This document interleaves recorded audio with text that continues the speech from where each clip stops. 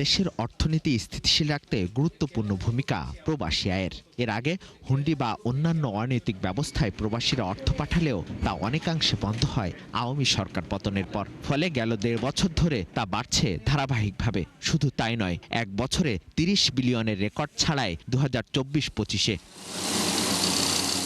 তবে সেই রেকর্ড আবারও ভাঙার পথে চলতি অর্থবছরে, কেননা প্রথম ৬.৫ মাসেই তা ছাড়িয়েছে ১৮ বিলিয়নের ঘর, যা আগের অর্থবছরের একই সময়ের চেয়ে বেড়েছে ২২%। তবে আরও আশ্চর্যের তথ্য হলো, জানুয়ারির প্রথম ১৮ দিনেই ছাড়িয়েছে ২ বিলিয়নের ওপর। বছর ব্যবধানে যেখানে প্রবৃদ্ধির রেকর্ড ৬৯%। এই ব্যাংকার জানান, সরকারি প্রণোদনা, প্রবাসীদের আস্থা এবং হুন্ডি নিয়ন্ত্রণেই এর বড় কারণ।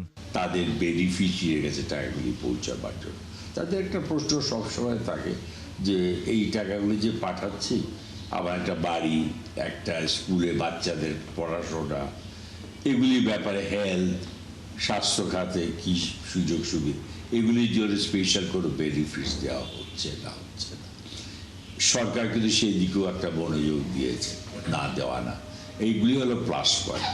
আর একটা জিনিস যেটা বলবো, এই সময় মানে রমজানের আগে বা আমাদের ঈদুল ফিতরের আগে বা ঈদুল আজহা, কোরবানির আগে রেমিটেন্স ইনফ্লোটা জেনারেলি বেশি হয়।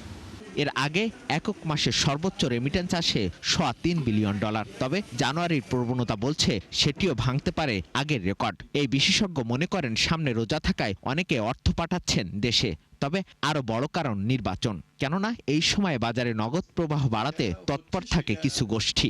এইবারের নির্বাচনকে ঘিরে একটা বাড়তি চাঞ্চল্য, এটা একটা হতে পারে। আর আমাদের যারা অনেকে গিয়েছেন, বড় একটা সংখ্যা গত কয়েক বছরে গেছেন, তারাও টাকা পাঠানো শুরু করেছেন, সেটারও একটা প্রভাব হতে পারে। আর একটা তো জেনারেল মোমেন্টাম আমরা গত ১.৫ বছরে বিশেষ করে দেখছি।